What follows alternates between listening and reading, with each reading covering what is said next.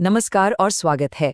कभी सोचा है कि एक बिल्कुल साधारण सी सिंपल सी चीज में भी जादू छिपा हो सकता है? आज हम एक ऐसी ही दिलचस्प कविता को समझने वाले हैं जो हमें एक मैग्नीफाइंग ग्लास की जादुई दुनिया में ले जाएगी।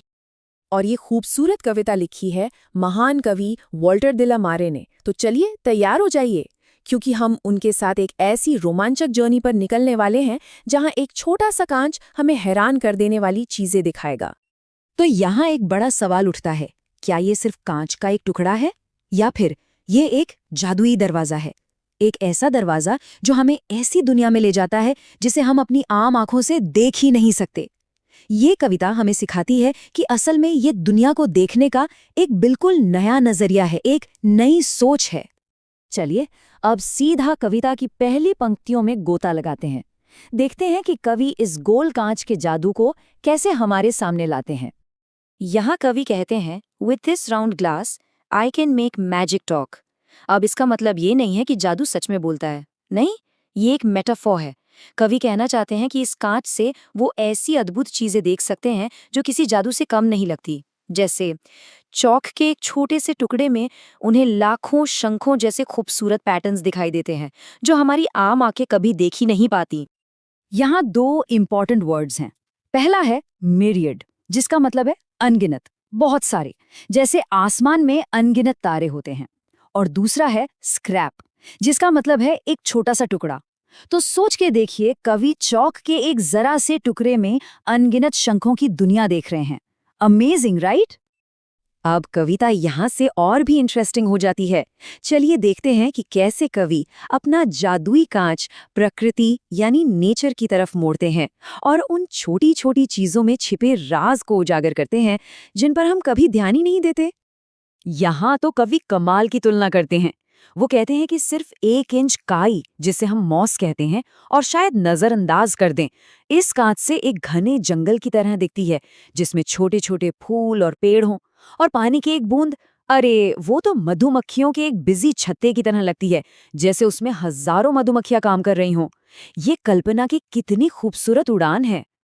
तो सबसे जरूरी बात यह है कि ये कांच चीजों को सिर्फ बड़ा नहीं करता, ये हमारे देखने का तरीका ही बदल देता है।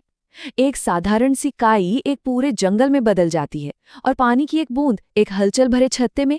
यही तो है इस कविता का असली जादू, नजर का नहीं, नजरिए का जादू। चलिए अब कहानी में और आगे बढ़ते हैं। अब कवि का ध्यान एक ऐसे छोटे से जीव पर जाता है जो किसी माहिर इंजीनियर की तरह अपना काम कर रहा है, एक मकड़ी। तो कवि अब बहुत पेशेंस से, बिल्कुल शांति से एक मकड़ी को अपना जाला बुनते हुए देख रहे हैं। ये एक बहुत ही शांत और ध्यान से देखने वाला पल है। यहाँ कवि कहते हैं कि वो इंतजार करते हैं और देखते हैं कि कैसे मकड़ी बड़ी ही फुर्ती से अपने स्पिनरेट्स से रेशम निकालकर अपना जाल बुनती है, और उसके पंजे वो उन्हें टाइग्रिश यानी एक बाघ के पंजों जैसे बताते हैं। ये दिखाता है कि वो कितनी खतरनाक शिकारी है। और फिर बेचारी सिली यानी बेवकूफ मक्खियां इतनी सारी आंखें होने के बावजूद सीधे आकर उसके जाल में फंस जाती हैं। ये तो जैसे प्रकृति का एक छोटा सा ड्रामा चल रहा हो। चलिए कुछ शब्दों को समझते हैं। डेफ्ट मतलब बहुत ही कुशल, जैसे मकड़ी डेफ्टली अपना जाला बुनती है। स्पिनरेट्स मकड़ी के शरीर का वो हिस्सा है जहां से रेशम निकलता है। और स्टम्बल मतलब लड़खड़ाकर गिरना, जैसे बेचारी मक्खियां जाल में स्टम्बल कर जाती हैं। और अब कविता अपने शिखर पर पहुंचती है। तैयार हो जाइए, क्योंकि अब कवि की कल्पना एक ऐसी जबरदस्त छलांग लगाने वाली है जो हमें धरती की छोटी छोटी चीजों से सीधा चांद तक ले जाएगी। यहाँ कवि कहते हैं कि ये कांच हर छोटी से छोटी चीज को और भी ज्यादा मार्वलस यानी शानदार बना देता है। ये हमारी कल्पना की सारी हदों को पार कर जाता है या सरपास कर जाता है। तो सरपास का मतलब है किसी भी सीमा से आगे निकल जाना। इस कविता में ये मैग्नीफाइंग ग्लास सिर्फ हमारी आंखों के देखने की क्षमता को ही नहीं, बल्कि हमारी कल्पना की शक्ति को भी उसकी सीमाओं के पार ले जाता है। और अंत में कविता हमें एक अनबिलीवेबल विचार देती है। कवि कल्पना करते हैं कि अगर ऐसे ही शक्तिशाली लेंस से चांद को देखा जाए तो वो इतना पास और साफ दिखेगा, जैसे मानो हम किसी दोपहर में उस पर सैर कर रहे हों। सोचिए, कल्पना की कितनी शानदार और खूबसूरत उड़ान है ये। तो इस खूबसूरत यात्रा के बाद इस कविता का असली मतलब क्या है? चलिए इसके सबसे गहरे संदेशों को एक साथ समझते हैं। तो अंत में ये कविता सिर्फ एक मैग्नीफाइंग ग्लास के बारे में नहीं है। ये असल में एक नजरिए की कविता है।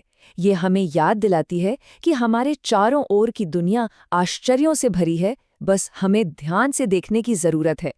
ये हमें सिखाती है कि अगर हम जिज्ञासा और कल्पना की आंखों से देखें तो हर साधारण चीज में कुछ असाधारण छिपा होता है। और अब आखिर में एक सवाल सबके लिए। अगर किसी के पास ये जादुई कांच होता तो वो क्या देखना पसंद करते? कौन सी छिपी हुई दुनिया को खोजना चाहते? इस पर जरूर सोचिएगा। धन्यवाद।